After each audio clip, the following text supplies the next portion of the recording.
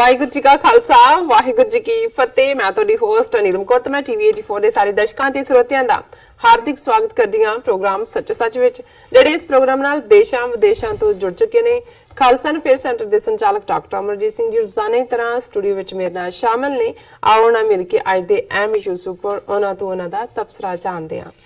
ਜੀ ਡਾਕਟਰ ਸਾਹਿਬ ਵਾਹਿਗੁਰੂ ਜੀ ਕਾ ਖਾਲਸਾ ਵਾਹਿਗੁਰੂ ਜੀ ਕੀ ਫਤਿਹ। ਜੀ ਡਾਕਟਰ ਸਾਹਿਬ ਜੀ ਆਇਆਂ ਨੂੰ ਪ੍ਰੋਗਰਾਮ ਸੱਚੋ ਸੱਚ ਵਿੱਚ ਬਹੁਤ ਸ਼ੁਕਰੀਆ। ਜੀ ਡਾਕਟਰ ਸਾਹਿਬ ਅੱਜ 24 ਅਪ੍ਰੈਲ 2019 11 ਵਿਸਾਖ ਨਾਨਕਸ਼ਾਹੀ ਸੰਮਤ 551 ਦਾ ਦਿਨ ਹੈ ਤੇ ਡਾਕਟਰ ਸਾਹਿਬ ਪ੍ਰੋਗਰਾਮ ਸ਼ੁਰੂ ਕਰਨ ਤੋਂ ਪਹਿਲਾਂ ਅਸੀਂ ਆਪਣੇ ਦਰਸ਼ਕਾਂ ਤੇ ਸਰੋਤਿਆਂ ਨੂੰ ਹਮੇਸ਼ਾ ਤਰ੍ਹਾਂ ਦੱਸ ਦਈਏ ਵੀਅਰਸ, ਜੇ ਤੁਸੀਂ ਹੱਕ ਸੱਚ ਇਨਸਾਫ ਤੇ ਪੈਰਾ ਦਿੰਦਾ ਇੱਕੋ ਇੱਕ ਚੈਨਲ ਟੀਵੀ 84 ਨੂੰ ਦੇਖਣਾ ਚਾਹੁੰਦੇ ਹੋ ਤਾਂ ਤੁਸੀਂ ਦੇਖ ਸਕਦੇ ਹੋ spectrum cable, RCN cable, Bell 5 cable in Canada, roku, Jadoo box, ਸ਼ਾਵਾ, ਫੇਸਬੁੱਕ, ਟੀਵੀ 84 ਦੀ ਐਪ ਰਾਹੀਂ online streaming and IP box ਤੇ ਤੁਸੀਂ ਟੀਵੀ 84 ਨੂੰ ਦੇਖ ਸਕਦੇ ਹੋ। ਵੀਅਰਸ, ਜੇ ਤੁਸੀਂ ਟੀਵੀ 84 ਨਾਲ ਜਾਂ ਪ੍ਰੋਗਰਾਮ ਸੱਚੋ ਸੱਚ ਨਾਲ ਫੇਸਬੁੱਕ ਰਾਹੀਂ ਜੁੜੇ ਹੋ ਤਾਂ ਇਸ ਨੂੰ ਵੱਧ ਤੋਂ ਵੱਧ ਲਾਈਕ ਕਰੋ ਤੇ ਸ਼ੇਅਰ ਕਰੋ ਅਤੇ ਨਾਲ ਹੀ YouTube ਤੇ ਸਬਸਕ੍ਰਾਈਬ ਵੀ ਕਰੋ। Thank you so much. So keep watching TV 84। ਜੀ ਡਾਕਟਰ ਸਾਹਿਬ ਪ੍ਰੋਗਰਾਮ ਦੀ ਸ਼ੁਰੂਆਤ ਕਰਦੇ ਹਾਂ ਅੱਜ ਦੇ ਪਹਿਲੇ ਅਹਿਮ ਇਸ਼ੂ ਦੇ ਨਾਲ। ਜੀ ਡਾਕਟਰ ਸਾਹਿਬ ਕੀ ਕਹਿਣਾ ਚਾਹੋਗੇ? ਦੇਖੋ, ਭਾਰਤ ਦੇ ਵਿੱਚ ਇਲੈਕਸ਼ਨ ਮੌਸਮ ਹੀ ਨਹੀਂ, ਹੁਣ ਤਾਂ ਵੋਟਾਂ ਵੀ ਡਿੱਗ ਰਹੀਆਂ ਨੇ। 3 ਫੇਜ਼ ਉਹਦੇ ਆਲਮੋਸਟ ਪੂਰੇ ਹੋ ਚੁੱਕੇ ਨੇ ਔਰ ਅਸੀਂ ਅਕਸਰ ਇਹ ਗੱਲ ਸਾਹਮਣੇ ਲਿਆਂਦੇ ਰਹੇ ਕਿ ਕਿਵੇਂ 2014 ਦੀ ਮੋਦੀ ਹਨੇਰੀ ਤੋਂ ਬਾਅਦ ਜੋ ਕੁਝ 5 ਸਾਲ 'ਚ ਮੋਦੀ ਸਰਕਾਰ ਨੇ ਕੀਤਾ, ਜਿਹੜਾ ਕਿ ਬਿਲਕੁਲ ਉਸ ਸੁਸਾਇਟੀ ਦਾ ਧਰੂਵੀਕਰਨ ਜਾਂ ਜਿਹਨੂੰ ਅਸੀਂ ਪਾਲਾਬੰਦੀ ਕਹਾਂਗੇ, ਪੋਲਰਾਈਜੇਸ਼ਨ ਸੀ। ਬਿਲਕੁਲ। ਔਰ ਕਿਸੇ ਵੀ ਫਰੰਟ ਦੇ ਉੱਤੇ, ਉਹ ਭਾਵੇਂ ਆਰਥਿਕ ਫਰੰਟ ਹੋਏ, ਲੋਕਾਂ ਦੇ ਸੋਸ਼ਲ ਲੈਵਲ ਦੇ ਉੱਤੇ ਰਿਸ਼ਤੇ ਹੋਣ, ਬੇਰੁਜ਼ਗਾਰੀ ਦਾ ਮੁੱਦਾ ਹੋਏ, ਕਰਪਸ਼ਨ ਦਾ ਮੁੱਦਾ ਹੋਏ, ਇਹ ਹਕੂਮਤ ਜਿਹੜੀ ਹੈ ਪਿਛਲੀਆਂ ਹਕੂਮਤਾਂ ਨੂੰ ਵੀ ਪਿੱਛੇ ਛੱਡ ਗਈ। ਹੁਣ ਤਾਂ ਉਹ ਗਿਣਤੀ ਮੁੱਕ ਜਾਂਦੀ ਹੈ ਕਿ ਕਿਹੜਾ ਮੋਦੀ, ਕੋ ਨੀਰਵ ਮੋਦੀ, ਕੋ ਲਲਿਤ ਮੋਦੀ, ਕੋ ਹੋਰ ਮੋਦੀ, ਕਿਹੜਾ ਮਲਾਇਆ, ਕਿੰਨੇ ਹਜ਼ਾਰ ਕਰੋੜ ਲੈ ਕੇ ਦੌੜ ਗਿਆ, ਕੌਣ ਕਿੱਥੇ ਬੈਠੇ, ਉੱਥੋਂ ਬਾਹਰੋਂ ਤਾਂ ਪੈਸਾ ਕੀ ਆਉਣਾ ਸੀ। ਕਰਪਸ਼ਨ ਨੇ ਪਿਛਲੇ ਸਾਰੇ ਰਿਕਾਰਡ ਤੋੜੇ। ਨਫ਼ਰਤ ਦੇ ਵਿੱਚ ਇਸ ਵੇਲੇ ਕਸ਼ਮੀਰ ਤੋਂ ਕੰਨਿਆ ਕੁਮਾਰੀ ਤੱਕ ਜਿਹੜੀ ਹਿੰਦੂਤਵਾਦੀ ਆਈਡੀਓਲੋਜੀ ਹੈ ਉਹਨੇ ਸਾਰੀ ਸੁਸਾਇਟੀ ਨੂੰ ਝੋਕ ਦਿੱਤਾ। ਔਰ ਇਹਨਾਂ ਦਾ ਯਤਨ ਸੀ ਕਿ ਨੇੜੇ ਜੇ ਆ ਕੇ ਬਾਬਰੀ ਮਸਜਿਦ ਢਾਹ ਕੇ ਜਿੱਥੇ ਮੰਦਿਰ ਬਣਾਉਣ ਦੀ ਗੱਲ ਇਹਨਾਂ ਨੇ, ਨਾ ਸਿਰਫ 6 ਦਸੰਬਰ 1992 ਨੂੰ ਬਾਬਰੀ ਮਸਜਿਦ ਤੋੜਨ ਤੋਂ ਬਾਅਦ ਇਹੀ ਬੀਜੇਪੀ ਦਾ ਪ੍ਰਾਈਮ ਏਜੰਡਾ ਬਣਿਆ, ਪਰ ਇਸ ਵਾਰ ਕਿਉਂਕਿ ਇਹਨਾਂ 50 ਸਾਲਾਂ 'ਚ ਵੀ ਇਹਨਾਂ ਦਾ ਜਿਹੜਾ ਇਹ ਸੰਕਲਪ ਸੀ ਕਿ ਆਨੇ ਬਹਾਨੇ ਕਦੇ ਕੰਪਰੋਮਾਈਜ਼ ਕਰਨ ਦੇ ਲਾਈਨ ਥੱਲੇ, ਕਦੇ ਧਮਕੀਆਂ ਦੇਣ ਦੇ ਨਾਂ ਥੱਲੇ, ਕਦੇ ਸੁਬਰਾਮਨੀਅਮ ਸਵਾਮੀ ਵੱਲੋਂ ਇਹ ਕਹਿਣ ਥੱਲੇ ਕਿ ਜੀ ਆਹ 100 ਮਸੀਤਾਂ ਸਾਡੇ ਹਵਾਲੇ ਕਰ ਦਿਓ ਫਿਰ ਮੁਸਲਮਾਨ ਰਹਿ ਸਕਦੇ ਨੇ। ਲੇਕਿਨ ਗੱਲ ਸੁਪਰੀਮ ਕੋਰਟ 'ਚ ਕਿਉਂਕਿ ਜਾ ਚੁੱਕੀ ਸੀ ਔਰ ਇਹਨਾਂ ਦੀ ਕੋਸ਼ਿਸ਼ ਸੀ ਕਿ ਕੋਈ ਫੈਸਲਾ ਆਏ। ਉਸ ਮਾਮਲੇ ਦੇ ਵਿੱਚ ਵੀ ਦੀਪਕ ਮਿਸ਼ਰਾ ਪਹਿਲਾ ਚੀਫ ਜਸਟਿਸ ਤਾਂ ਇਹਨਾਂ ਦਾ ਹੀ ਹਿੰਦੂਤਵੀ ਸੀ, ਰੰਜਨ ਗੋਗੋਈ ਜਿਹਨੂੰ ਹੁਣ ਸੈਕਸ਼ੂਅਲ ਹਰਾਸਮੈਂਟ ਚਾਰਜਿਸ ਦੇ ਥੱਲੇ ਇਹਨਾਂ ਨੇ ਘੜੀਸਣ ਦੀ ਕੋਸ਼ਿਸ਼ ਕੀਤੀ ਹੈ, ਉਹਨੇ ਘੱਟੋ ਘੱਟ ਚੋਣਾਂ ਤੋਂ ਪਹਿਲਾਂ ਇਹ ਫੈਸਲਾ ਨਹੀਂ ਦਿੱਤਾ। ਔਰ ਆਰਡੀਨੈਂਸ ਲਿਆਉਣ ਦੀ ਗੱਲ ਵੀ ਸੀ, ਉਹ ਵੀ ਉਹਨਾਂ ਨੂੰ ਲੱਗਾ ਜਦੋਂ ਕਿ ਉਹਨਾਂ ਨੇ ਆਪਣੇ ਜਿਹੜੇ ਐਕਸਪਰਟ ਬਿਠਾਏ ਹੋਏ ਨੇ ਨਾਗਪੁਰ 'ਚ, ਉਹਨਾਂ ਨੂੰ ਲੱਗਾ ਕਿ ਵੀ ਇਹ ਗੱਲ ਸ਼ਾਇਦ ਫਾਇਦੇ ਦੀ ਥਾਂ ਨੁਕਸਾਨ ਕਰੇ, ਕਿਉਂਕਿ ਅਜੇ ਵੀ ਐਮਰਜੈਂਸੀ ਦਾ ਨੈਰੇਟਿਵ ਕਿਤੇ ਨਾ ਕਿਤੇ ਮੀਡੀਆ 'ਚ ਲੋਕਾਂ ਦੇ ਵਿੱਚ ਚੱਲਦਾ ਹੈ। ਸੋ ਕੁੱਲ ਮਿਲਾ ਕੇ ਅਸੀਂ ਦੇਖ ਰਹੇ ਹਾਂ ਕਿ ਇਸ ਬਾਰੇ ਕੋਈ ਦੋ ਰਾਵਾਂ ਨਹੀਂ ਕਿ ਨੇੜੇ ਜੇ ਆ ਕੇ ਫਿਰ ਜਿਵੇਂ ਇਹਨਾਂ ਨੇ ਪੁਲਵਾਮਾ ਹਮਲੇ ਦੀ ਆੜ ਦੇ ਵਿੱਚ ਇੱਕ ਨੈਸ਼ਨਲਿਜ਼ਮ ਦਾ, ਹਿੰਦੂਤਵਾ ਔਰ ਬਹਾਦਰੀ ਔਰ ਬਾਲਾਕੋਟ ਹਮਲਾ ਔਰ ਮੋਦੀ ਲਾਇਨ, ਸ਼ੇਰ, ਟਾਈਗਰ, ਇਹ ਕੁਛ ਉਸ ਨੂੰ ਬਣਾ ਕੇ ਜਿਹੜਾ ਉਹ ਵੇਚਣ ਦੀ ਕੋਸ਼ਿਸ਼ ਕੀਤੀ। ਇਹਦੇ ਬਾਵਜੂਦ ਜਿਹੜੇ ਇੰਡੀਪੈਂਡੈਂਟ ਅਬਜ਼ਰਵਰ ਨੇ ਉਹਨਾਂ ਦਾ ਕਹਿਣਾ ਹੈ ਕਿ ਕੋਈ ਮੋਦੀ ਵੇਵ ਨਹੀਂ ਹੈ, ਅੰਡਰ ਕਰੰਟ ਹੋ ਸਕਦਾ ਹੈ ਕਿਹੜੀ ਸਟੇਟ 'ਚ ਕੀ ਹੈ। ਔਰ ਅਸੀਂ ਉਸੇ ਲੜੀ ਦੇ ਵਿੱਚ ਹੀ ਦੇਖਦੇ ਹਾਂ ਕਿ ਸਾਊਥ, ਖਾਸ ਤੌਰ ਤੇ ਜਿਹਦੀ ਤਮਿਲਨਾਡੂ, ਕੇਰਲਾ ਜਿੱਥੇ ਮੁਸਲਮਾਨ ਔਰ ਈਸਾਈ ਵੋਟਰ ਮਿਲ ਕੇ ਮੈਜੋਰਟੀ ਬਣਾਉਂਦੇ ਨੇ, ਔਰ ਈਵਨ ਤੇਲੰਗਾਨਾ ਜਿੱਥੇ ਸਾਈਜ਼ੇਬਲ ਪੋਪੂਲੇਸ਼ਨ ਜਿਹੜੀ ਹੈ, ਕਿਉਂਕਿ ਹੈਦਰਾਬਾਦ ਰਿਆਸਤ 'ਚੋਂ ਹੀ ਉਹ ਕ੍ਰੀਏਟ ਹੋਈ, ਤੇਲੰਗਾਨਾ ਵੀ, ਆਂਧਰਾ ਵੀ। ਸੋ ਇਹ ਜਿਹੜੀ ਸ੍ਰੀਲੰਕਾ ਦੇ ਵਿੱਚ ਬੋਂਬਿੰਗ ਹੋਈ ਹੈ, ਇਸ ਦਾ ਸਾਊਥ ਦੇ ਵਿੱਚ ਇਸਲਾਮਿਕ ਟੈਰਰਿਜ਼ਮ ਦਾ ਸੌਦਾ ਵੀ ਇਹ ਵੇਚਣ ਦੇ ਲਈ ਇਹਨਾਂ ਨੇ ਆਲਰੇਡੀ ਅਜੇ ਲੋਕ ਆਪਣਿਆਂ ਦੀਆਂ ਲਾਸ਼ਾਂ ਪਛਾਣ ਵੀ ਨਹੀਂ ਸੀ ਰਹੇ, ਜੀ। ਉਹਨਾਂ ਨੂੰ ਪਤਾ ਨਹੀਂ ਸੀ ਕਿੰਨੇ ਮਾਰੇ ਗਏ, ਤੇ ਇਹਨਾਂ ਨੇ ਆਪਣਾ ਜਿਹੜਾ ਹੈ ਉਹ ਨਫ਼ਰਤ ਦਾ ਰਾਗ ਔਰ ਇਸਲਾਮਿਕ ਟੈਰਰਿਜ਼ਮ ਔਰ ਉਸ ਖਾਤੇ ਦੀ ਗੱਲ ਜਿਹੜੀ ਹੈ ਉਹ ਸ਼ੁਰੂ ਕੀਤੀ ਹੋਈ ਸੀ। ਬਿਲਕੁਲ ਬਿਲਕੁਲ। ਹੁਣ ਅਸੀਂ ਇਹ ਦੇਖ ਰਹੇ ਹਾਂ ਕਿ ਵੀ ਜਦੋਂ ਕੋਈ ਇਸ ਕਿਸਮ ਦਾ ਪਾਰਟ ਸਾਹਮਣੇ ਆਂਦਾ ਹੈ ਕਿ ਕੋਈ ਮੁਸੀਬਤ 'ਚ ਹੁੰਦਾ ਹੈ ਜਾਂ ਉਹਨੂੰ ਲੱਗਦਾ ਹੈ ਕਿ ਸ਼ਾਇਦ ਮੈਂ ਮੁਸੀਬਤ 'ਚੋਂ ਨਿਕਲ ਨਾ ਸਕਾਂ, ਤੇ ਫਿਰ ਉਹ ਆਪਣੇ ਦਲਾਲ, ਜਿਨ੍ਹਾਂ ਦੇ ਲਈ ਪੰਜਾਬੀ 'ਚ ਸ਼ਬਦ ਹੋਰ ਵੀ ਥੋੜਾ ਜਿਹਾ ਖੁੱਲ ਕੇ ਹੈ, ਮੈਂ ਉਹ ਨਹੀਂ ਪ੍ਰੋਨਾਉਂਸ ਕਰਾਂਗਾ, ਅਖੀਰਲਾ ਲੱਲਾ ਜੇ ਦਲਾਲ ਦਾ ਹਟਾ ਦਿਓ, ਜੀ ਤੇ ਜਿਹੜਾ ਸ਼ਬਦ ਬਣਦਾ ਅੰਗਰੇਜ਼ੀ 'ਚ ਉਹਨੂੰ ਪਿੰਪ ਕਹਿੰਦੇ ਨੇ। ਜੀ ਫਿਰ ਉਹ ਉਸ ਕਿਸਮ ਦੇ ਦਲਾਲ ਲੱਭਦੇ ਨੇ ਜਿਹਨਾਂ ਰਾਹੀਂ ਉਹ ਆਪਣਾ ਸੌਦਾ ਵੀ ਵੇਚਣ ਔਰ ਆਪਣੇ ਇਮੇਜ ਨੂੰ ਵੀ ਚੇਂਜ ਕਰਨ। ਸੋ ਇਹਦੇ 'ਚ ਕੋਈ ਸ਼ੱਕ ਨਹੀਂ ਹੈ ਕਿ ਇਹਨਾਂ 72 ਸਾਲਾਂ 'ਚ ਜਿਹੜੀ ਇਹਨਾਂ ਦੀ ਇੰਡਸਟਰੀ ਬਾਲੀਵੁੱਡ ਦੇ ਥੱਲੇ ਬੰਬੇ ਫਿਲਮ ਇੰਡਸਟਰੀ ਜਿਹਨੂੰ ਕਹਿੰਦੇ ਸੀ, ਮੁੰਬਈ ਹੁਣ ਇਹਨੂੰ ਬਣਾ ਦਿੱਤਾ ਹੋਇਆ। ਜੀ ਜਿਵੇਂ ਉਹਨਾਂ ਨੇ 72 ਸਾਲ 'ਚ ਹੌਲੀ ਹੌਲੀ ਹੌਲੀ ਹਿੰਦੂਤਵਾ ਦੇ ਉਸ ਝੂਠ ਨੂੰ ਪਰੋਸਿਆ। ਹਾਲਾਂਕਿ ਇੱਕ ਜ਼ਮਾਨਾ ਸੀ ਕਿ ਜੀ ਕਿਤੇ ਵੀ ਜਦੋਂ ਫਿਲਮ ਦਾ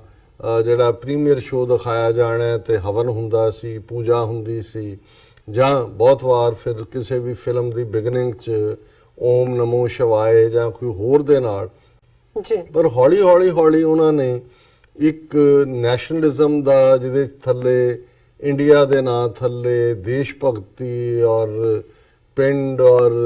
ਇਸ ਕਿਸਮ ਦੀਆਂ ਫਿਲਮਾਂ, ਖਾਸ ਤੌਰ ਤੇ ਜਿਹਦੀ ਕਲਾਈਮੈਕਸ ਮਦਰ ਇੰਡੀਆ ਦੇ ਰੂਪ 'ਚ ਸੀ। ਸੋ ਜ਼ਾਹਰ ਹੈ ਮਦਰ ਇੰਡੀਆ 'ਚ ਭਾਵੇਂ ਜਿਹੜੀ ਹੈ ਬਹੁਤ ਵਧੀਆ ਕਲਾਕਾਰੀ ਔਰ ਉਸ ਨੂੰ ਸਾਰੇ ਜਿਹੜੇ ਨੇ ਉਹਨਾਂ ਨੇ ਸਰਾਹਿਆ, ਪਰ ਜੇ ਤੁਸੀਂ ਉਹਦੇ ਪਿੱਛੇ ਕਰੰਟ ਦੇਖੋ ਤੇ ਕਰੰਟ ਉਹੀ ਸੀ ਜਾਂ ਉਸ ਦਾ ਥੀਮ ਉਹੀ ਸੀ ਜਿਹੜਾ 19ਵੀਂ ਸਦੀ ਦੇ ਅਖੀਰ 'ਚ ਬੰਕਮ ਚੰਦਰ ਚੈਟਰਜੀ ਨੇ ਜਿਹੜਾ ਆਨੰਦ ਮਠ ਨਾਵਲ ਲਿਖਿਆ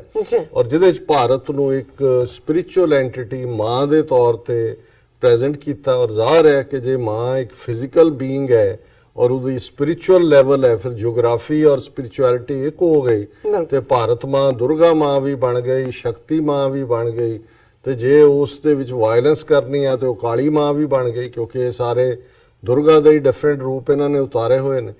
ਜੇ ਤੁਸੀਂ ਕੁੱਲ ਮਿਲਾ ਕੇ ਦੇਖੋ ਕਿ ਮਦਰ ਇੰਡੀਆ ਨਾ ਹੀ ਆਪਣੇ ਆਪ ਦੇ ਵਿੱਚ ਸੁਜੈਸਟ ਕਰਦਾ ਸੀ ਕਿ ਭਾਰਤ ਨੂੰ ਜਿਹੜਾ ਕਿਸ ਢੰਗ ਦੇ ਨਾਲ ਜਿਹੜਾ ਹੈ ਉਹ ਇੱਕ ਜਿਓਗ੍ਰਾਫੀਕਲ ਐਂਟੀਟੀ ਦੇ ਤੌਰ ਤੇ ਉਸ ਨੂੰ ਸਪਿਰਿਚੁਅਲਿਟੀ ਦੇ ਨਾਲ, ਹਿੰਦੂ ਜਿਹੜੀ ਹੈ ਵਰਸ਼ਿਪ ਗੋਡੈਸ ਦੇ ਨਾਲ, ਔਰ ਉਹਦੇ ਨਾਲ ਫਿਰ ਜੇ ਤੁਸੀਂ ਵੰਦੇ ਮਾਤਰਮ ਨੂੰ ਜੋੜ ਕੇ ਦੇਖੋ ਜਿਹੜੇ ਆਨੰਦ ਮਠ ਚੋਂ ਨਿਕਲੇ ਸੌਂਗ ਸੀ, ਤੇ ਫਿਰ ਇਹ ਗੱਲ ਸਮਝ ਆ ਜਾਂਦੀ ਹੈ ਕਿ ਈਵਨ ਭਾਰਤ ਦੇ ਸੋ ਕਾਲਡ ਸੈਕੂਲਰ ਦੌਰ ਦੇ ਵਿੱਚ ਵੀ 60ਵਿਆਂ ਦੇ ਵਿੱਚ 70ਵਿਆਂ ਦੇ ਵਿੱਚ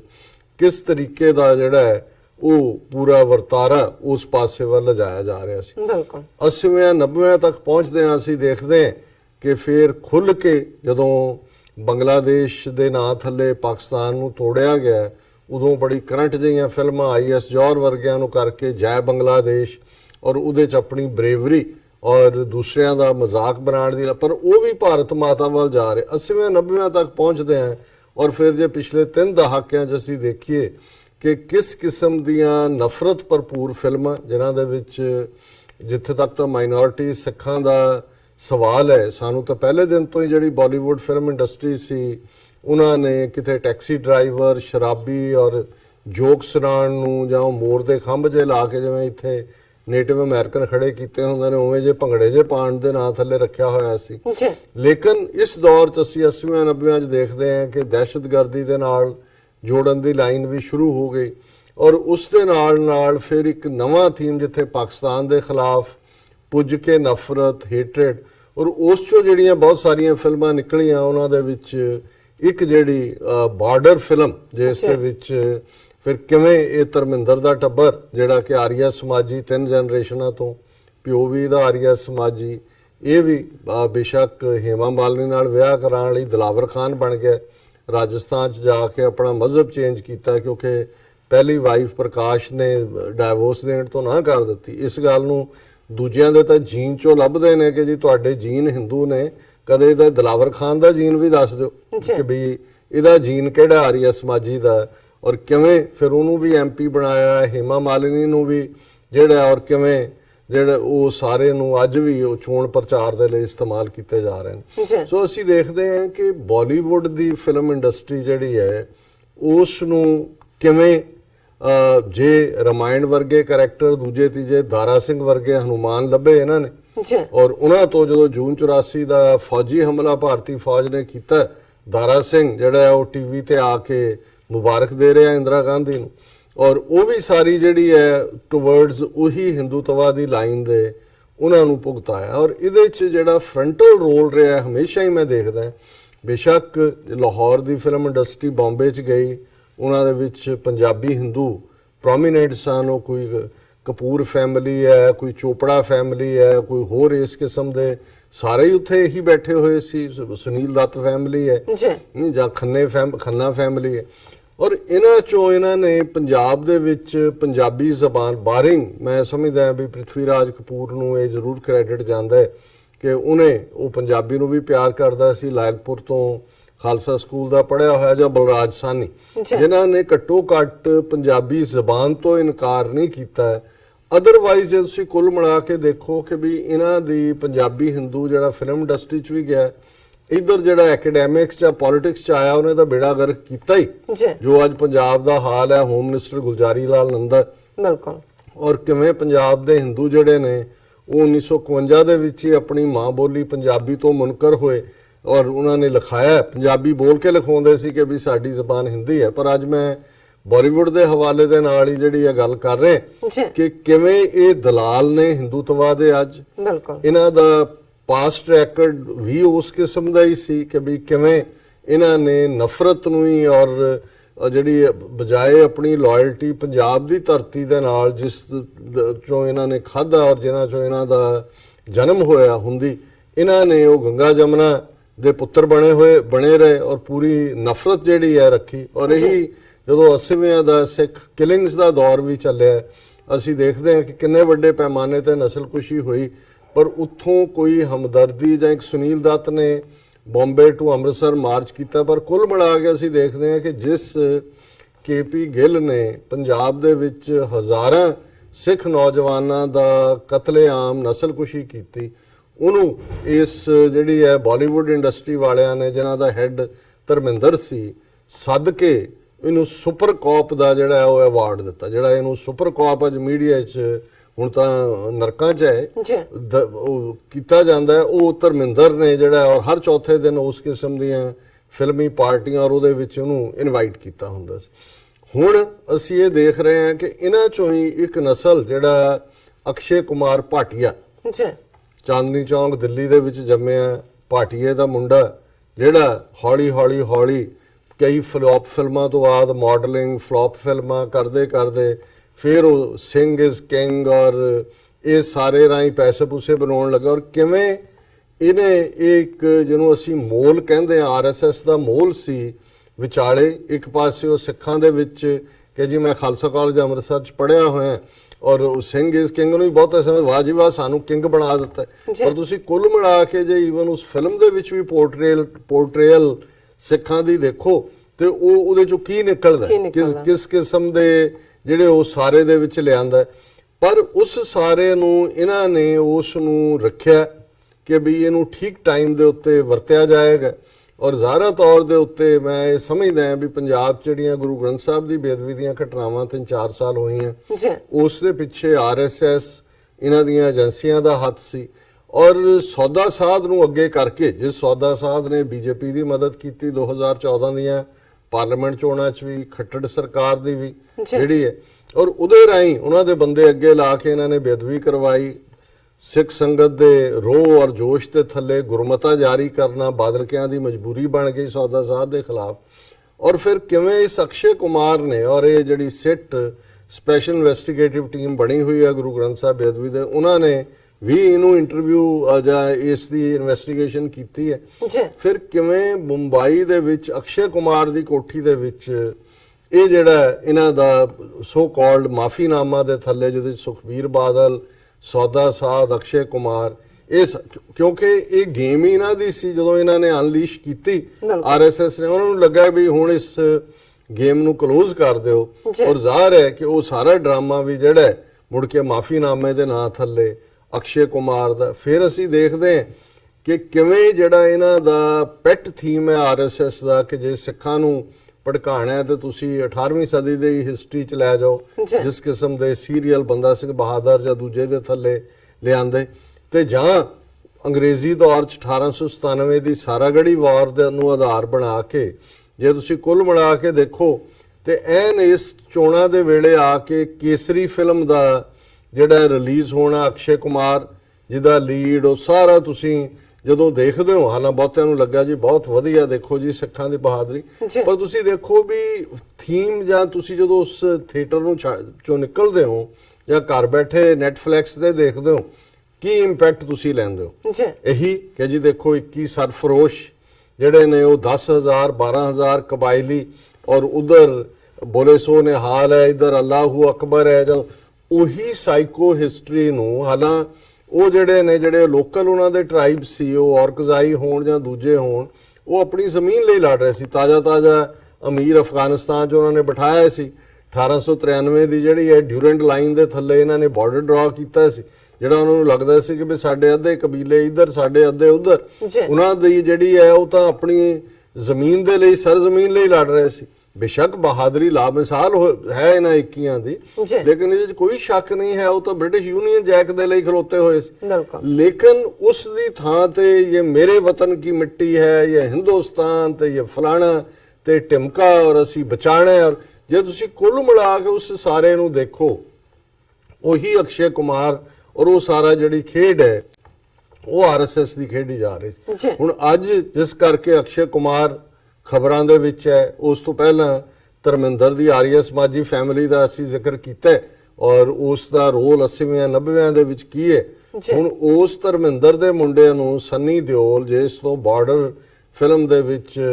ਜਿਹੜਾ ਪਾਕਿਸਤਾਨ ਦੇ ਖਿਲਾਫ ਕਿਸ ਕਿਸਮ ਦਾ ਮਾਹੌਲ ਬਣਾਇਆ ਗਿਆ, ਹਾਲਾਂਕਿ ਅਨਫੋਰਚੂਨੇਟਲੀ ਕਈ ਵਾਰ ਇਸ ਗੇਮ ਨੂੰ ਉੱਥੇ ਬੈਠੇ ਫਿਲਮ ਪ੍ਰੋਡਿਊਸਰ ਵੀ ਜਿਹੜੇ ਨੇ, ਜਾਂ ਉਹਨਾਂ ਨੂੰ ਉਹ ਇੱਕ ਰਿਵੈਂਜ ਦੇ ਵਿੱਚ ਬਣਾਉਣਾ ਚਾਹੁੰਦੇ ਸੀ ਫਿਲਮ, ਜਿਵੇਂ ਦਾ ਕਰੈਕਟਰ ਇਹਦੇ ਚ ਦਿਖਾਇਆ ਸੀ, ਉਹ ਜਾ ਕੇ ਮੁਸਲਮਾਨ ਕੁੜੀ ਨੂੰ ਲੈ ਕੇ ਆਂਦਾ ਜਾਂ ਦੂਜਾ, ਤੇ ਲੇਕਿਨ ਉੱਥੇ ਬੈਠੇ ਜਿਹੜੇ ਕੁਝ ਸਿਆਣੇ ਸੀ ਉਹਨਾਂ ਨੇ ਸਮਝਾਇਆ ਵੀ ਤੁਸੀਂ ਤਾਂ ਹਿੰਦੂਆਂ ਦੇ ਜਿਹੜੇ ਜਾਲ ਦੇ ਵਿੱਚ ਫਸ ਰਹੇ ਹੋ, ਕਿ ਬਈ ਇਹ ਕੋਈ ਸਿੱਖ ਕਰੈਕਟਰ ਦੇ ਬਹਾਨੇ ਜਿਹੜਾ ਇਸ ਕਿਸਮ ਦਾ ਨਾ ਕਰੋ ਕਿ ਜਿਹੜੀ ਗੇਮ ਉਹ ਖੇਡਣਾ ਚਾਹੁੰਦੇ ਨੇ ਉਹੀ ਉਹਦੇ ਟ੍ਰੈਪ 'ਚ ਤੁਸੀਂ ਫਸੇ ਹੋ। ਸੋ ਜ਼ਾਹਿਰ ਹੈ ਉਸ ਤੋਂ ਬਾਅਦ ਇੱਕ ਦੋ ਪੰਜਾਬੀ ਫਿਲਮਾਂ ਵੀ ਉਸ ਲਾਈਨ ਦੇ ਉੱਤੇ ਬਣਾਈਆਂ ਗਈਆਂ ਇਹ ਦੱਸਣ ਦੇ ਲਈ ਕਿ ਜੀ ਦੇਖੋ ਅਸੀਂ ਕਿੰਨੇ ਬਹਾਦਰ ਤੇ ਸਾਡਾ ਕੀ ਹੈ। ਹੁਣ ਉਸੇ ਸੰਨੀ ਦਿਓਲ ਨੂੰ ਗੁਰਦਾਸਪੁਰ ਤੋਂ, ਜਿਵੇਂ ਅੰਮ੍ਰਿਤਸਰ ਗੁਰਦਾਸਪੁਰ ਇਹ ਮਾਝਾ ਹੱਬ ਹੈ, ਸਿੱਖੀ ਦਾ ਧੁਰਾ ਹੈ,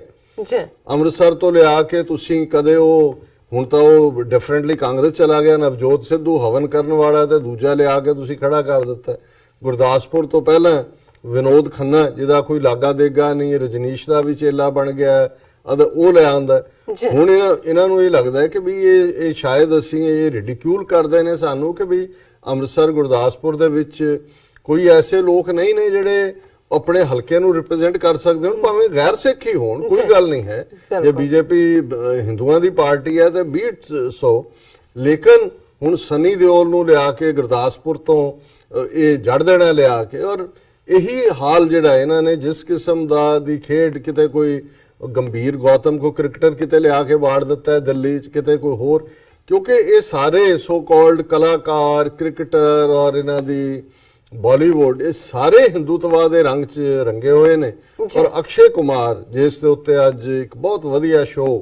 ਰਵੀਸ਼ ਕੁਮਾਰ ਨੇ NDTV ਤੇ ਕੀਤਾ, ਮੌਕਰੀ ਬਣਾਈ ਆ ਉਹਦੀ, ਪਰ ਇੰਨੇ ਮਿੱਠੇ ਅੰਦਾਜ਼ 'ਚ। ਹੁਣ ਉਹ ਮੋਦੀ ਜਿਹਨੇ 5 ਸਾਲ ਦੇ ਵਿੱਚ ਕੋਈ ਮੀਡੀਆ ਇੰਟਰਵਿਊ ਪ੍ਰੈਸ ਕਾਨਫਰੰਸ ਨਹੀਂ ਕੀਤੀ। ਤੁਸੀਂ ਹੁਣ ਟਰੰਪ ਹੈ, ਬੇਸ਼ੱਕ ਟਰੰਪ ਦੇ ਵੀ ਜਿਹੜੇ ਨੇ ਟਰਬਲਡ ਰਿਸ਼ਤੇ ਨੇ ਮੀਡੀਆ ਦੇ ਨਾਲ, CNN ਜਾਂ ਲਿਬਰਲ ਦੇ ਖਿਲਾਫ ਬੋਲਦਾ ਇੱਕ ਅੱਧੀ ਵਾਰੀ, ਉਹਨੇ ਉਹਨਾਂ ਦੇ ਪੱਤਰਕਾਰ ਨੂੰ ਵੀ ਕੱਢਣਾ ਚਾਹਿਆ, ਪਰ ਸਾਰੇ ਜਰਨਲਿਸਟ ਇਕੱਠੇ ਹੋਏ ਔਰ ਉਹਨੂੰ ਵਾਪਸ ਇੰਸਟਾਲ ਕਰਨਾ ਪਿਆ, ਕੋਰਟ ਤੱਕ ਗੱਲ ਗਈ। ਉਹ ਵੀ ਜਿਹੜਾ ਭਾਵੇਂ ਆਪਣੇ ਅੰਦਾਜ਼ ਜਵਾਬ ਦਿੰਦਾ ਹੈ, ਲੇਕਿਨ ਵਾਈਟ ਹਾਊਸ ਦੇ ਵਿੱਚ ਜਿਹੜੀ ਆ ਉਹ ਮੀਡੀਆ ਪ੍ਰੈਸ ਕਾਨਫਰੰਸਿਸ ਹੁੰਦੀਆਂ ਨੇ। 5 ਸਾਲ ਦੇ ਦੌਰ 'ਚ ਮੋਦੀ ਨੇ ਕੋਈ ਪ੍ਰੈਸ ਕਾਨਫਰੰਸ ਨਹੀਂ ਕੀਤੀ। ਮੀਡੀਆ ਨੂੰ ਕਿਵੇਂ ਗੋਦੀ ਮੀਡੀਆ ਤੇ ਬਣਾਇਆ ਹੀ ਹੋਇਆ, ਇਲੈਕਟ੍ਰੋਨਿਕ ਮੀਡੀਆ ਹੋਏ, ਪ੍ਰਿੰਟ ਮੀਡੀਆ ਹੋਏ, ਪਰ ਹੁਣ ਜਦੋਂ ਕਿ ਦੂਸਰੇ ਤੀਸਰੇ ਦੌਰ ਤੋਂ ਬਾਅਦ ਉਹਨਾਂ ਨੂੰ ਲੱਗਦਾ ਹੈ ਕਿ ਵੀ ਇਹ ਜਿਹੜਾ ਮੋਦੀ ਦਾ ਇਮੇਜ ਜਿਹੜਾ ਬਣਾਉਣ ਦਾ ਔਰ ਦੂਜਾ ਕੋਸ਼ਿਸ਼ ਕੀਤੀ, ਸ਼ਾਇਦ ਉਹ ਜਿਹੜੇ ਲਾਸਟ ਫੇਜ਼ ਹੋਣੇ ਨੇ ਉਹਨਾਂ 'ਚ ਨਾ ਵਿਕੇ। ਫਿਰ ਉਹਨਾਂ ਨੇ ਆਪਣਾ ਉਹ ਦਲਾਲ ਪਿੰਪ ਜਿਹੜਾ ਹੈ, ਉਹ ਅਕਸ਼ੇ ਕੁਮਾਰ, ਜਿਹਦਾ ਕੋਈ ਪੱਤਰਕਾਰੀ ਨਾਲ ਕੋਈ ਲਾਗਾ ਦੇਗਾ ਨਹੀਂ। ਜੇ ਤੁਸੀਂ ਕੋਈ ਬਲੈਕ ਬੈਲਟ ਜਿੱਤੀ ਹੈ ਜਾਂ ਕੁਸ਼ਤੀਆਂ ਕੀਤੀਆਂ ਹੈ ਜਾਂ ਜੰਪ ਉੱਪਰ ਥੱਲੇ ਜਿਹੜੇ ਨੇ ਤੁਹਾਡੇ ਡੁਪਲੀਕੇਟ ਕਰਦੇ ਨੇ ਫਿਲਮਾਂ 'ਚ, ਸ਼ਕਲ ਤੁਹਾਡੀ ਦਿਖਾ ਰਹੇ ਹੁੰਦੇ ਨੇ, ਔਰ ਤੁਸੀਂ ਉਹ ਪੱਤਰਕਾਰੀ ਦਾ ਸਰਟੀਫਿਕੇਟ ਕਿਹਨੇ ਦਿੱਤਾ? ਔਰ ਆਲ ਆਫ ਅ ਸਡਨ ਇਹ ਹੋਇਆ, ਉਹਨੇ ਟਵੀਟ ਕੀਤਾ ਅਕਸ਼ੇ ਕੁਮਾਰ ਭਾਟੀਏ ਨੇ ਕਿ ਜੀ ਮੈਂ ਜਿਹੜਾ ਹੈ ਉਹ ਕੁਝ ਦੇਰ ਬਾਅਦ ਮੈਂ ਮੋਦੀ ਦੇ ਨਾਲ, ਔਰ ਉਹਦੇ 'ਚ ਲਫ਼ਜ਼ ਇਸਤੇਮਾਲ ਕੀਤੇ candid and completely non political interview, ਕਿ ਜੀ ਤੁਸੀਂ ਚੋਣਾਂ ਦੇ ਦੌਰ ਜਿਵੇਂ ਰਵੀਸ਼ ਕੁਮਾਰ ਨੇ ਕਿਹਾ ਵੀ ਵਾਹ ਕਿਆ ਕਹਿਣੇ, ਉਹਦੇ ਸਵਾਲ ਉਹ ਪੁੱਛ ਰਿਹਾ ਜੀ ਅੰਬ ਤੁਸੀਂ ਤੁਹਾਨੂੰ ਪਸੰਦ ਨੇ, ਕਿੱਦਾਂ ਖਾਂਦੇ ਹੋ, ਵਾਸ਼ ਬੇਸਿਨ ਤੇ ਖਲੋ ਕੇ ਉਹਦੀਆਂ ਗਟਕਾਂ ਚੂਪਦੇ ਹੋ ਕਿ ਦੂਜਾ ਕਰਦੇ ਹੋ। ਔਰ ਫਿਰ ਉਹੀ, ਕਿਉਂਕਿ ਦੇਖੋ ਇਹ ਸਾਰਾ ਇੱਕ, ਮੈਂ ਤਾਂ ਜਿਵੇਂ ਅੱਗੇ ਵੀ ਕਿਹਾ ਸੀ, ਜਦੋਂ ਔਰ ਕੋਈ ਵੀ ਬੰਦਾ ਤੁਸੀਂ ਮੋਦੀ ਦੀ ਸ਼ਕਲ ਦੇਖੋ, ਸਿਰ ਤੋਂ ਉਹਦੇ, ਮੈਨੂੰ ਤਾਂ ਹਮੇਸ਼ਾ ਉਹਦੇ ਮੂੰਹ ਤੋਂ ਵੀ ਜਿਵੇਂ ਉਹ ਰਾਖਸ਼ਾਂ ਦਾ ਇਮੇਜ ਤੁਹਾਡੇ ਮਾਈਂਡ 'ਚ ਉਕਰੇ ਹੁੰਦੇ ਨੇ ਕਿ ਵੀ ਖੂਨ ਹੀ ਖੂਨ ਹੈ, ਹੱਥਾਂ 'ਚੋਂ ਖੂਨ ਡ੍ਰਿਪ ਕਰ ਰਿਹਾ, ਵੀ ਜਿਸ ਬੰਦੇ ਦੇ ਹੱਥ ਹਜ਼ਾਰਾਂ ਬੇਗੁਨਾਹ ਮੁਸਲਮਾਨਾਂ ਦੇ ਖੂਨ ਦੇ ਨਾਲ ਲਿਬੜੇ ਹੋਏ ਨੇ, ਇੱਕ ਤੁਸੀਂ ਕਿਸੇ ਜਾਨਵਰ ਨੂੰ ਮਾਰ ਦਿਓ। ਉਸ ਮੁਲਕ ਦੇ ਵਿੱਚ ਜੇ ਕੋਈ ਹਿਰਨ ਮਰ ਗਿਆ, ਉਹ ਸਲਮਾਨ ਖਾਨ ਹੋਏ ਕਿ ਆਮਰ ਖਾਨ ਹੋਏ ਕਿ ਕੀ ਹੋਏ, ਉਹ ਤਰੀਕਾਂ ਤੇ ਸਜ਼ਾਵਾਂ ਤੇ ਫਲਾਣਾ, ਤੇ ਹਜ਼ਾਰਾਂ ਲੋਕਾਂ ਦਾ ਖੂਨ ਡੋਲਣ ਵਾਲੇ ਔਰ ਕੋਲਡ ਬਲੱਡਡ ਮਰਡਰ ਕਰਨ ਵਾਲਾ ਜਿਹੜਾ ਉਹਨੂੰ ਇਵੇਂ ਪ੍ਰੈਜ਼ੈਂਟ ਕਰ ਰਹੇ ਨੇ। ਔਰ ਇਹ ਇਮੇਜ ਇੱਕ ਬੜੇ ਚੰਗੇ ਢੰਗ ਦੇ ਨਾਲ ਡੈਲੀਬਰੇਟਲੀ ਬਿਲਡ ਕੀਤਾ ਜਾਂਦਾ। ਜਦੋਂ ਇਹ ਮੋਦੀ ਚੀਫ ਮਿਨਿਸਟਰ ਸੀ ਔਰ ਜਦੋਂ ਪ੍ਰਧਾਨ ਮੰਤਰੀ ਲਈ ਦਾ ਕੈਂਡੀਡੇਚਰ ਤਿਆਰ ਹੋ ਰਿਹਾ ਸੀ, ਉਦੋਂ ਕਾਮਿਕ ਬੁੱਕਸ ਦੇ ਵਿੱਚ ਜਿਹੜੀਆਂ ਉੱਥੋਂ ਦੀਆਂ ਕਾਮਿਕਸ ਨੇ, ਬਾਅਦ 'ਚੋਂ ਦਿੱਲੀ 'ਚ ਵੀ ਆਇਆ ਮੋਦੀ ਦੀ ਕਹਾਣੀ ਕਿ ਬਹਾਦਰ ਆਪਣੇ ਪਿੰਡ ਤੋਂ ਜਿਹੜਾ ਇੱਕ ਵੱਡਾ ਛੱਪੜ ਸੀ, ਉਹਦੇ 'ਚ ਜਿਹੜਾ ਉਹ ਜਿਹਦੇ 'ਚ ਬੜੇ ਮਗਰਮੱਛ ਵੀ ਹੁੰਦੇ ਸੀ, ਉਹਦੇ 'ਚ ਉਹ ਗਿਆ ਔਰ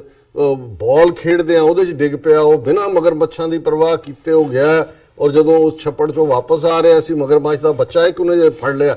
ਔਰ ਉਹਨੂੰ ਲੈ ਕੇ ਘਰ ਆ ਗਿਆ। ਔਰ ਮਾਂ ਉਹਦੀ ਨੇ ਕਿਹਾ, ਉਹਨੇ ਕਿਹਾ ਨਹੀਂ ਪੁੱਤਰ ਇਹ ਬੱਚੇ ਮਾਂ ਨੂੰ ਅੱਡ ਨਹੀਂ ਕਰੀਦਾ ਔਰ ਇਹਨੂੰ ਤੂੰ ਛੱਡ। ਫਿਰ ਮਤਲਬ ਹੁਣ ਇਹ ਤੁਸੀਂ ਇੱਕ ਤਾਂ ਕੌਕ ਐਂਡ ਬੁੱਲ ਸਟੋਰੀ ਹੁੰਦੀ, ਇਸ ਕਿਸਮ ਦੇ ਝੂਠੇ, ਕਿਹੜਾ ਛੱਪੜ, ਕਿਹੜਾ ਮਗਰਮੱਛ, ਕਿਹੜੇ ਇਸ ਕਿਸਮ ਜਿਹੜੇ ਮਰਡਰਰ ਹੁੰਦੇ ਨੇ ਜਾਂ ਇਸ ਕਿਸਮ ਦੇ ਡਿਕਟੇਟਰ ਹੁੰਦੇ ਨੇ, ਕੋਵਿਡ ਹੁੰਦੇ ਨੇ ਬੇਸਿਕਲੀ। ਇਹ ਸਾਰੇ ਦੁਨੀਆ ਦੇ ਵਿੱਚ ਤੁਸੀਂ ਜਿੰਨੇ ਸਾਈਕੋਲੋਜਿਸਟ ਨੇ ਉਹਨਾਂ ਤੋਂ ਪ੍ਰੋਫਾਈਲ ਪੁੱਛ ਲਓ, ਹਿਟਲਰ ਦਾ ਪ੍ਰੋਫਾਈਲ ਲੈ ਲਓ, ਮਸੋਲਨੀ ਦਾ ਲੈ ਲਓ, ਇੰਦਰਾ ਗਾਂਧੀ ਦਾ ਲੈ ਲਓ, ਇਹ ਸਾਰੇ ਇਨਸਿਕਿਉਰ ਹੁੰਦੇ ਨੇ, ਬਚਪਨ ਇਹਨਾਂ ਦੇ ਟਰਬਲਡ ਹੁੰਦੇ ਨੇ, ਟਰਬਲਡ ਚਾਈਲਡਹੁੱਡ, ਔਰ ਉਸ ਸਾਰੇ ਚੋਂ ਜਿਹੜਾ ਹੈ ਇਹਨਾਂ 'ਚ ਇੱਕ ਇਨਫੀਰੀਅਰਿਟੀ ਕੰਪਲੈਕਸ ਹੁੰਦਾ ਹੈ। ਇਹ ਜ਼ੁਲਮ, ਬਰੂਟੈਲਿਟੀ, ਇਵੇਂ ਜਿਵੇਂ ਸਾਰੇ ਬੁਲੀ ਕਰਨ ਵਾਲੇ ਬੱਚੇ ਹੁੰਦੇ ਨੇ, ਬੇਸਿਕਲੀ ਕੋਵਿਡ ਹੁੰਦੇ ਨੇ। ਸੋ ਮਤਲਬ ਉਹਨੂੰ ਮੋਦੀ ਨੂੰ ਐ ਬਣਾਇਆ ਵੀ ਜਿਵੇਂ ਉਹ ਮਗਰਮੱਛ ਦਾ ਬੱਚਾ ਚੁੱਕ ਕੇ ਘਰ ਲੈ ਆਇਆ, ਹੱਦ ਹੋ ਗਈ। ਲੇਕਿਨ ਇਹ ਝੂਠ ਵੇਚਿਆ। ਔਰ ਹੁਣ ਅਕਸ਼ੇ ਕੁਮਾਰ ਦੇ ਨਾਲ ਜਿਹੜਾ ਨਾਨ ਪੋਲੀਟੀਕਲ ਇੰਟਰਵਿਊ ਦੇ ਨਾਂ ਥੱਲੇ ਉਹਨੂੰ ਉਹੀ ਪੁੱਛ ਰਿਹਾ ਵੀ ਤੂੰ ਅੰਬ ਖਾਂਦਾ ਹੈ, ਕਿੱਦਾਂ ਖਾਂਦਾ ਹੈ, ਔਰ ਇਸ ਕਿਸਮ ਦਾ ਸਾਰਾ ਲੰਬਾ ਚੌੜਾ ਇਹ ਝੂਠ ਹੈ। ਪਰ ਮੈਂ ਇਹ ਕਹਿਣਾ ਚਾਹੁੰਦਾ ਕਿ ਵੀ ਕਿਸ ਹੱਦ ਤੱਕ ਜਾ ਕੇ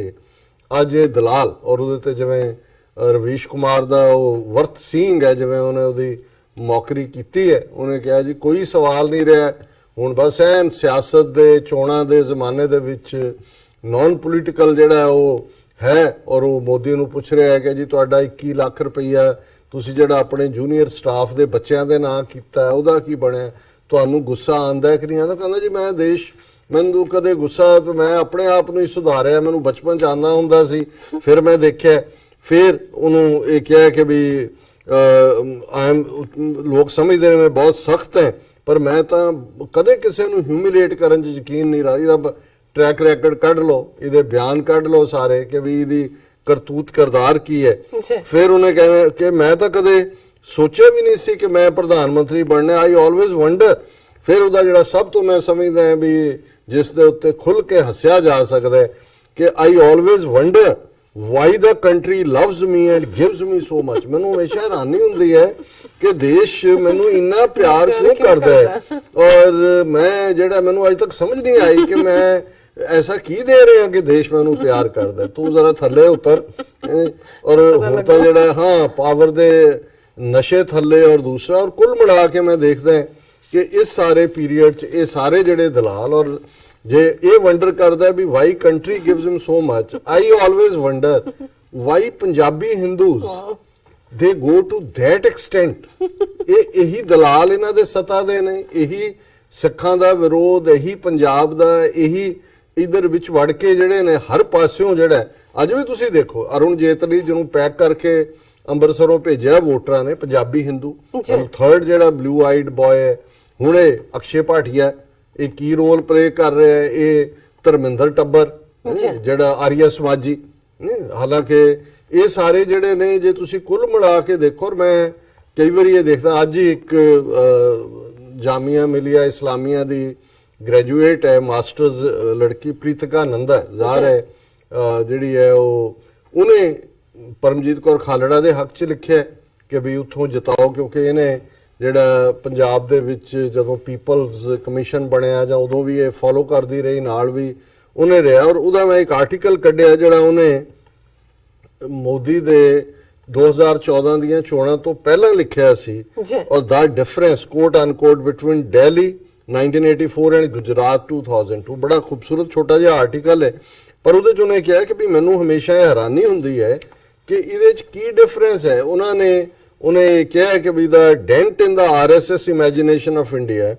and therefore the supposed violation of the body of Bharat Mata brought about by the upheavals during 1984 and bolstered by the role of external influence of Pakistan, there is a minimal evidence about it, in fueling Khalistan cause required the lesson to be taught to the Sikhs for their deviance from the assigned role। फिर उन्हें उधर coat किया in one of the article in a Hindi monthly Pratipaksha, Nanaji Deshmukh, a veteran RSS, extolled the invasion of Golden Temple as a prerequisite to national unity and integrity and justified the Delhi massacre। ਉਹਨੇ ਕਿਹਾ ਜੀ ਇੱਕ ਪਾਸੇ ਤਾਂ ਉਹਨੇ ਸਿੱਧੇ ਤੌਰ ਤੇ ਮੁਸਲਮਾਨ ਮਾਰੇ, ਇਧਰ ਭਾਵੇਂ ਕਾਂਗਰਸ ਨੇ ਜੈਨੋਸਾਈਡ ਕੀਤਾ, ਪਰ ਨਾਨਾ ਜੀ ਦੇਸ਼ਮੁਖ ਔਰ RSS ਦਾ ਰੋਲ ਕੀ ਸੀ। ਉਹਨੇ ਕਿਹਾ ਜੀ ਇਹ ਸਿੱਖਾਂ ਨੂੰ ਸਬਕ ਸਿਖਾਉਣ ਲਈ ਬੜਾ ਜ਼ਰੂਰੀ ਸੀ ਨਵੰਬਰ 84 ਹੋਣਾ। ਹੁਣ ਕੁੱਲ ਮਿਲਾ ਕੇ ਅਸੀਂ ਇਹ ਦੇਖ ਰਹੇ ਹਾਂ ਕਿ ਵੀ ਇਹੀ ਨਹੀਂ ਕਿ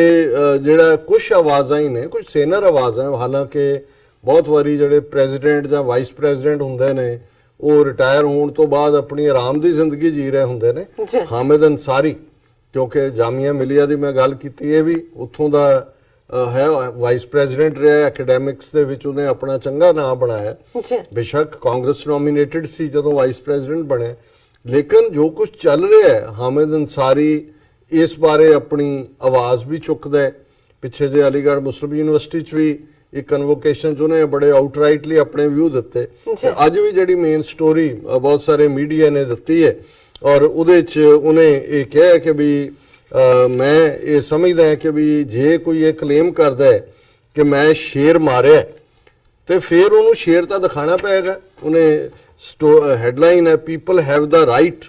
to ask what we did in Balakot, says former vice president Hamid Ansari. ਉਹਨੇ ਕਿਹਾ ਜੀ ਜੇ ਹੁਣ ਇਹ ਕਲੇਮ ਕਰਦੇ ਨੇ, ਜੇ ਲੋਕਾਂ ਨੇ ਸਵਾਲ ਪੁੱਛ ਲਿਆ ਤੇ ਐਸੀ ਕਿਹੜੀ ਗੱਲ ਹੈ। ਉਹਦੇ 'ਚ ਉਹਨੇ ਬੜਾ ਕਲੀਅਰਲੀ ਕਿਹਾ ਕਿ ਵੀ ਜੇ ਤੁਸੀਂ ਇਹ ਕਲੇਮ ਕਰੋਗੇ ਕਿ ਵੀ ਤੁਸੀਂ ਸ਼ੇਰ ਮਾਰਿਆ, if I have claimed that I have shot a tiger on a tiger hunt, surely I have to produce the tiger। ਤੁਸੀਂ ਸ਼ੇਰ ਮਾਰਿਆ ਦਿਖਾਓਗੇ ਵੀ ਤੁਸੀਂ ਕਿੱਥੇ ਮਾਰਿਆ।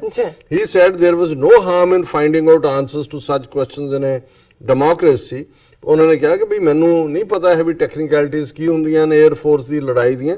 ਪਰ ਇਹਦੇ 'ਚ ਕੋਈ ਸ਼ੱਕ ਨਹੀਂ ਹੈ ਕਿ ਮੋਦੀ ਸਰਕਾਰ ਔਰ ਦੂਜੀ ਜਿਹੜੀ ਹੈ ਉਹਨਾਂ ਨੇ ਨਾ ਕੋਈ ਜਿਹੜਾ ਲੋਕਾਂ ਦਾ ਨਾਲ ਕੀਤੇ ਪ੍ਰੋਮਿਸ ਸੀ ਉਹ ਫੁੱਲਫਿਲ ਕੀਤੇ ਨੇ। ਔਰ ਕੰਟਰੀ ਜਿਹੜੀ ਹੈ ਈਵਨ ਪ੍ਰਗਿਆ ਸਾਧਵੀ ਨੂੰ ਟਿਕਟ ਦੇਣ ਦੇ ਉੱਤੇ ਉਹਨੇ ਕਿਹਾ ਕਿ ਵੀ ਉਹ ਬੜੇ ਧੜੱਲੇ ਨਾਲ ਕਹਿ ਰਹੀ ਹੈ ਕਿ ਹਾਂ ਮੈਂ ਬਾਬਰੀ ਮਸਜਿਦ ਤੋੜੀ ਹੈ। ਜਦ ਤੋਂ ਕੇਸ ਕਿਹਨੇ ਰਜਿਸਟਰ ਕਰਨਾ, ਉਹ ਤਾਂ ਉਹਨੂੰ ਸੈਲੀਬ੍ਰੇਟ ਕਰ ਰਹੇ ਨੇ। ਜਿਵੇਂ ਭੋਪਾਲ ਦੇ ਵਿੱਚ ਤੁਸੀਂ ਦੇਖੋ ਹਿੰਦੂਤਵੀ ਪੂਰੀਆਂ ਕਰਾਊਡ ਚਾਰਜ ਫੇਰੇ ਨੇ, ਇਸ ਸਾਰੇ ਦੇ ਵਿੱਚ ਕਿਨੇ ਉਹ ਤਾਂ ਉਸ ਚੋਂ ਕਹਿ ਰਹੀ ਹੈ। ਔਰ ਈਵਨ ਇਹ ਰਾਮਦੇਵ ਜਿਹੜੇ ਸਾਡੇ ਅਜੇ ਵੀ ਕੋਈ ਪਤੰਜਲੀ ਦੀਆਂ ਦਵਾਈਆਂ ਖਾਂਦੇ ਨੇ, ਕੋਈ ਪੁੱਠੇ ਲਟਕ ਰਹੇ ਹੁੰਦੇ ਨੇ, ਰਾਮਦੇਵ ਨੇ ਉਹਨੇ ਕਿਹਾ ਜੀ ਸਾਧਵੀ ਪ੍ਰਗਿਆ ਬਹੁਤ ਸਤਵਾਦੀ ਔਰਤ ਹੈ,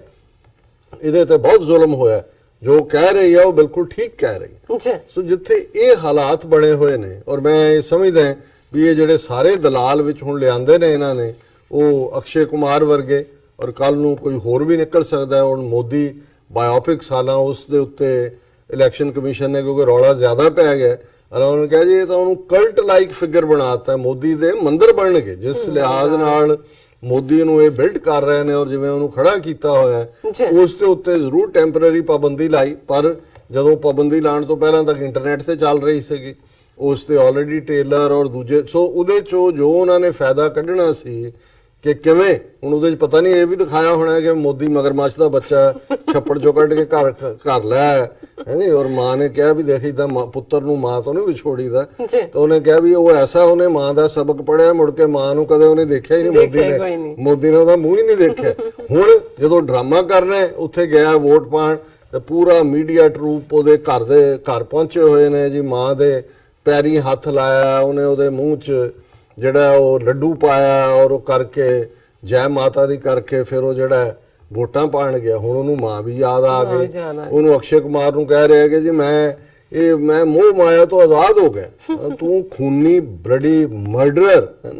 ਮੈਂ ਤਾਂ ਫਿਰ ਮੈਨੂੰ ਧਿਆਨ ਹੀ ਨਹੀਂ, ਮੈਂ ਲਿਆਂਦਾ ਸੀ ਮਾਂ ਨੂੰ ਥੋੜੀ ਦੇਰ, ਫਿਰ ਮਾਂ ਮੇਰੇ ਵੀ ਕੋਈ ਦਿਲਚਸਪੀ ਨਹੀਂ ਸੀ, ਮਾਂ ਵੀ ਕਹਿੰਦੀ ਤੂੰ ਆਪਣਾ ਕੰਮ ਕਰ, ਤੂੰ ਦੇਸ਼ ਦੀ ਬਹੁਤ ਕਰ ਰਿਹਾ। ਸੋ ਉਹ ਘਰ ਵਾਲੀ ਵਿਚਾਰੀ ਨੂੰ ਵੀ ਪੁੱਛ ਲਓ, 2 ਵਾਰੀ ਝੂਠ ਬੋਲਦਾ ਰਿਹਾ ਸਟਾਮ ਤੇ ਕਿ ਮੇਰਾ ਵਿਆਹ ਹੀ ਨਹੀਂ ਹੋਇਆ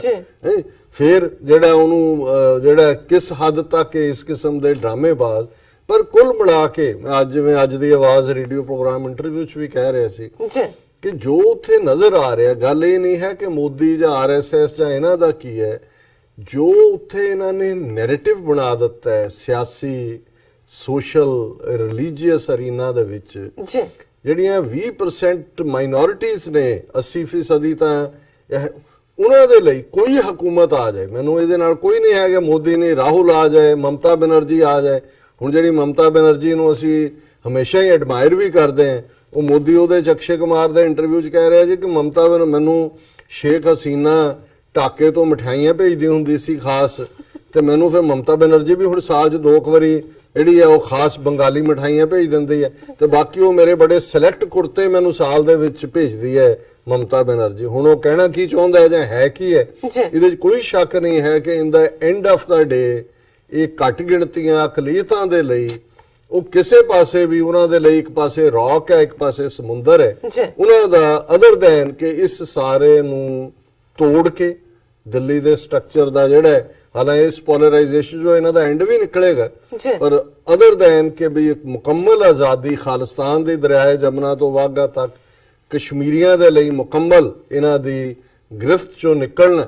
ਔਰ ਬਾਕੀ ਰੈਸਟ ਆਫ ਮੇਨਲੈਂਡ ਵਾਲਿਆਂ ਦੇ ਜ਼ਿੰਮੇ ਕੀ ਆਏਗਾ ਇਹ ਤਾਂ ਵਕਤ ਹੀ ਦੱਸੇਗਾ। ਪਰ ਇਸ ਦੇ ਵਿੱਚ ਜਿਹੜੀਆਂ ਅਕਲੀਤਾਂ ਨੇ ਉਹਨਾਂ ਦੀ ਸਰਵਾਈਵਲ ਜਿਹੜੀ ਹੈ ਉਹ ਨੈਕਸਟ ਟੂ ਇੰਪੋਸੀਬਲ। ਜੀ ਡਾਕਟਰ ਸਾਹਿਬ, ਬਿਲਕੁਲ ਅਸੀਂ ਤੁਹਾਡੇ ਨਾਲ ਸਹਿਮਤ ਹਾਂ। ਅੱਜ ਦਾ ਜੋ ਤੁਸੀਂ ਇਸ਼ੂ ਸਾਡੇ ਦਰਸ਼ਕਾਂ ਨਾਲ ਕੀਤਾ, ਆਈ ਹੋਪ ਸਾਡੇ ਦਰਸ਼ਕਾਂ ਨੂੰ ਪਸੰਦ ਆਇਆ ਹੋਵੇਗਾ। ਬ੍ਰੇਕ ਤੋਂ ਪਹਿਲਾਂ ਅਸੀਂ ਆਪਣੇ ਦਰਸ਼ਕਾਂ ਤੇ ਸਰੋਤਿਆਂ ਨੂੰ ਅਪੀਲ ਤੇ ਬੇਨਤੀ ਕਰਦੀ ਹੈ, ਵੀਅਰਸ, ਜਿਸ ਤਰ੍ਹਾਂ ਕਿ ਤੁਸੀਂ ਜਾਣਦੇ ਹੋ ਕਿ TV 84 ਇੱਕ ਪੰਥਕ ਚੈਨਲ ਹੈ। TV 84 ਸਿੱਖਾਂ, ਕਸ਼ਮੀਰੀਆਂ ਤੇ ਭਾਰਤੀਆਂ ਨੌਰਥ ਤੇ ਸਟੇਟਾਂ ਦੇ ਲੋਕਾਂ ਦੇ ਸਵੈ ਨਿਰਣੇ ਦੇ ਹੱਕਾਂ ਦਾ ਹਾਮੀ ਹੈ। ਅਸੀਂ ਚਾਹਾਂਗੇ ਕਿ ਤੁਸੀਂ TV 84 ਦੀ ਚੜ੍ਹਦੀ ਕਲਾ ਲਈ ਵੱਧ ਤੋਂ ਵੱਧ ਡੋਨੇਟ ਕਰੋ। ਡੋਨੇਟ ਕਰਨ ਲਈ ਸਾਡੀ ਵੈਬਸਾਈਟ tv84.tv ਤੇ ਜਾ ਕੇ ਪੇਪਲ ਦੀ ਵਰਤੋਂ ਕਰਕੇ 1 ਟਾਈਮ ਡੋਨੇਟ ਕਰ ਸਕਦੇ ਹੋ, ਮੰਥਲੀ ਡੋਨੇਟ ਵੀ ਕਰ ਸਕਦੇ ਹੋ। ਤੁਸੀਂ TV 84 ਦੇ ਨਾਮ ਤੇ ਚੈੱਕ ਬਣਾ ਕੇ ਸਾਨੂੰ ਮੇਲ ਵੀ ਕਰ ਸਕਦੇ ਹੋ ਸਾਡੇ ਇਸ ਪਤੇ ਤੇ 36-01 37th ਐਵਨਿਊ, ਲੌਂਗ ਆਈਲੈਂਡ ਸਿਟੀ, ਨਿਊਯਾਰਕ 11101 USA, ਜਾਂ ਫਿਰ ਤੁਸੀਂ ਸਾਨੂੰ ਫੋਨ ਰਾਹੀਂ ਵੀ ਸੰਪਰਕ ਕਰ ਸਕਦੇ ਹੋ ਸਾਡੇ ਫੋਨ ਨੰਬਰ ਤੇ